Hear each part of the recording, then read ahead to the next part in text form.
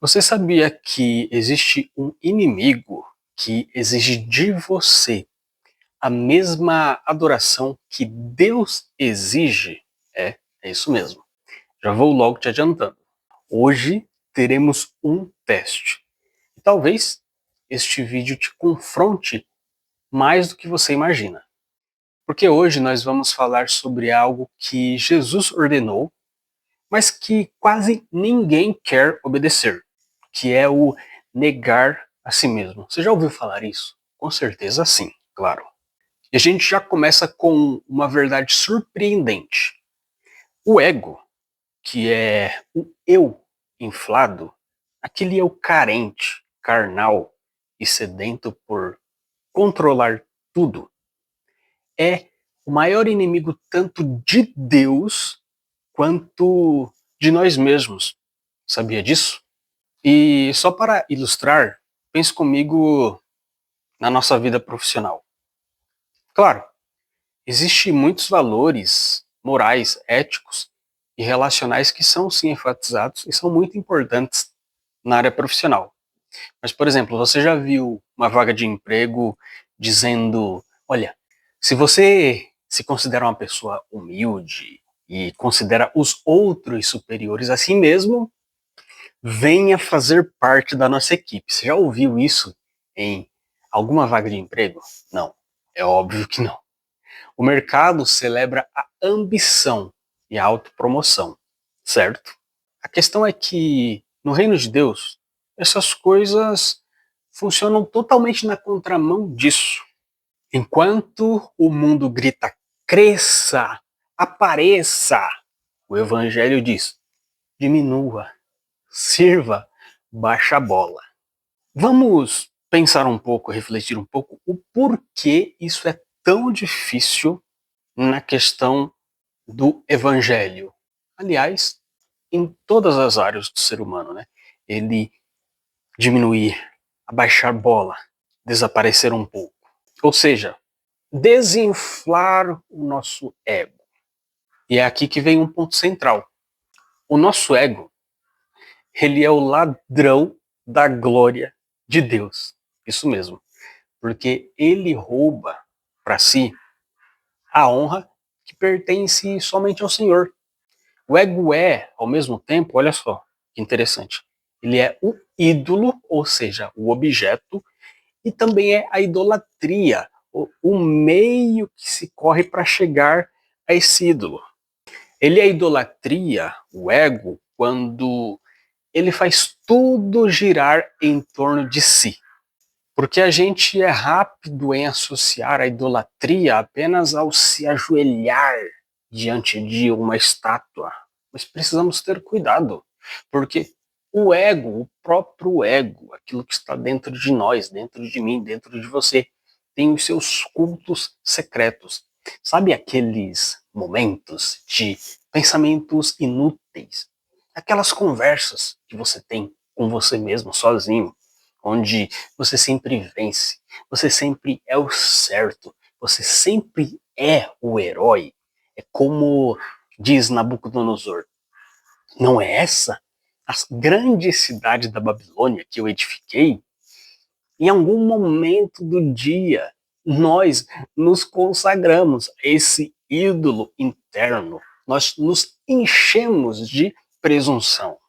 E sempre que as coisas ao nosso redor, nos nossos relacionamentos, o foco deixa de ser a busca para inflar o meu ego em meu benefício, isso é motivo para desapontamentos, para irritações e para angústias.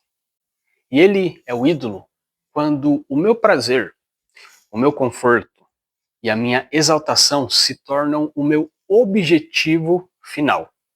Portanto, toda a energia do homem carnal se resume a isso: alimentar e exaltar o próprio eu, transformando-o num próprio Deus, que é aquela autossatisfação, é a vaidade, é aquele sussurro interno de que somos grandes, melhores que nossos companheiros.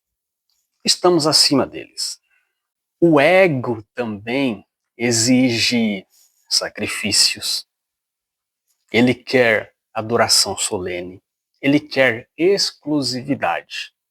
E às vezes, o ego até faz uso de coisas espirituais, coisas de Deus, para servir a si mesmo.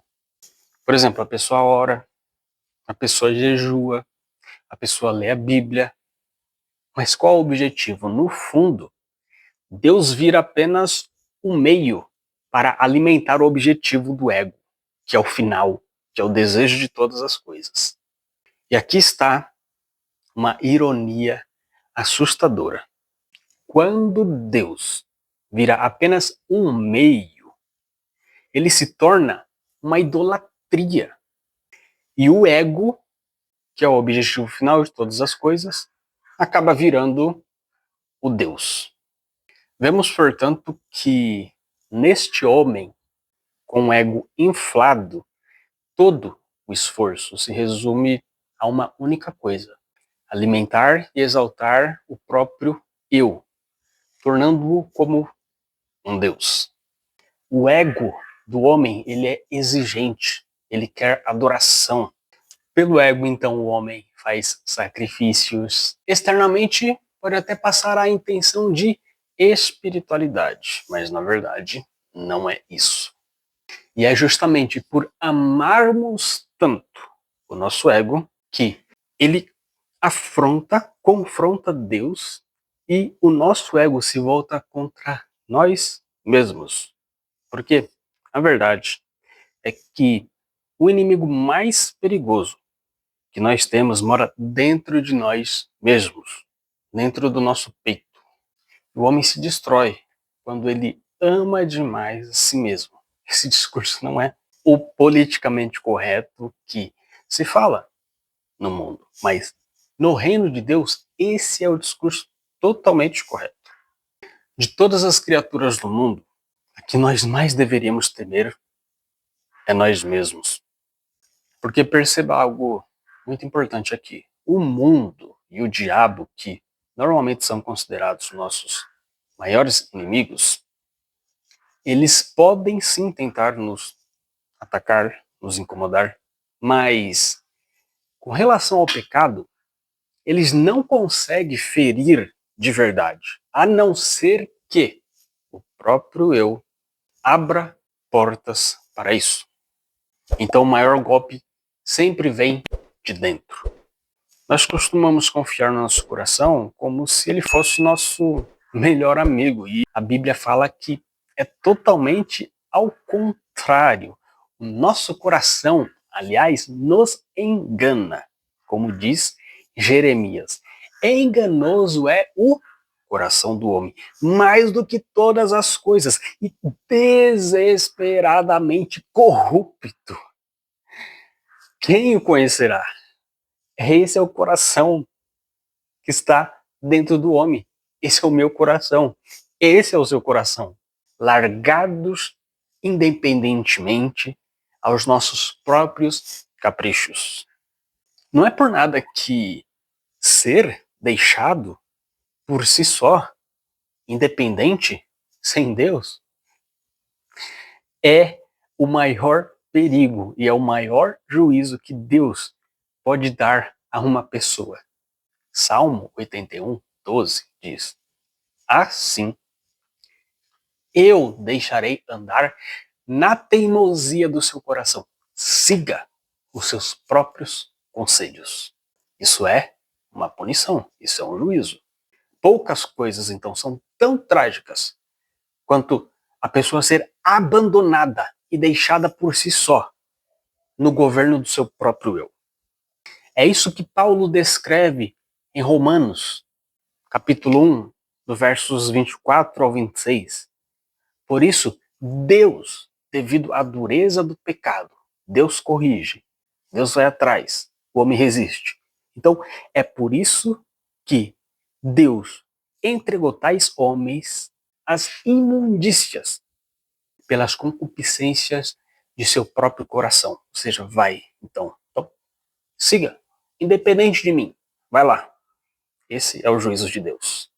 E por outro lado, dominar O ego é a maior vitória que existe. Provérbios diz que melhor é aquele que domina o seu próprio espírito do que aquele que toma uma cidade. Vencer, então, o inimigo que está dentro de nós é mais difícil e mais glorioso do que vencer um exército que está do lado de fora ameaçando a cidade. E não é à toa que um dos pilares do fruto do Espírito, citados em Gálatas 5, é o domínio próprio.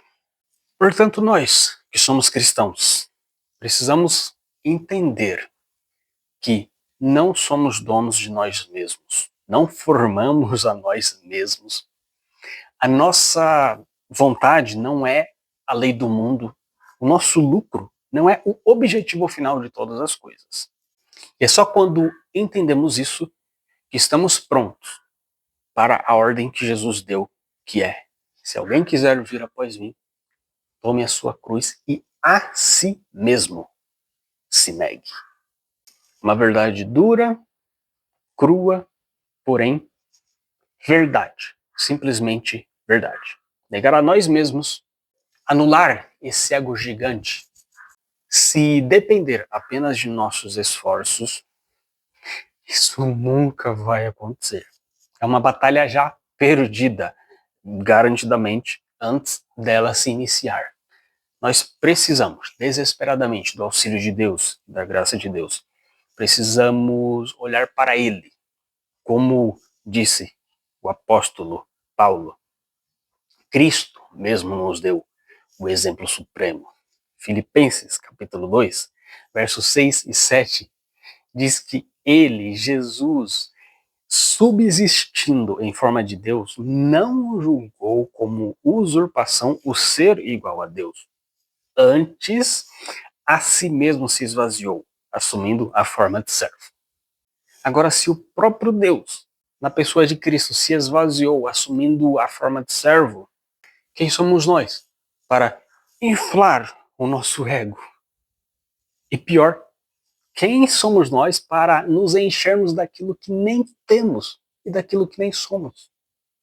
Que a nossa oração hoje seja a de aprender com Cristo, atendendo ao seu convite que ele mesmo fez. Você lembra? Ele disse: tomai sobre vós o meu jugo e aprendei de mim, porque eu sou manso e humilde de coração. E ele complementa: fazendo isso, vocês acharão descanso para as vossas almas. O ego cansa, a humildade de Jesus traz descanso. O ego inflado gera angústia. A humildade de Jesus traz paz. Quem perde a sua vida por amor a Cristo, como ele mesmo diz, encontra a sua vida.